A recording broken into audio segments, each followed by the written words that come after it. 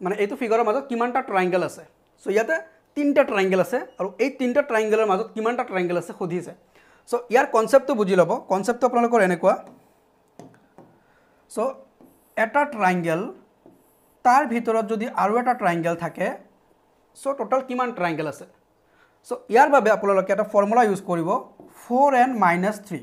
okay এটো formula use কৰিব এই ক্ষেত্ৰত আপোনালোকৰ 4n - 3 ফৰ্মুলা ইউজ হ'ব সো এটা আপোনাৰ মনত প্ৰশ্ন হয়তো হ'ব পাৰে যে স্যাৰ n টো কি হয় n হৈছে যে কিমানটা ট্ৰায়াঙ্গেল আছে সব ডাঙৰ এটা ট্ৰায়াঙ্গেল আছে তাৰ মাজত সৰু এটা আছে that means n = 2 so n = যদি 2 হয় সেই ক্ষেত্ৰত আমালোকৰ 4 *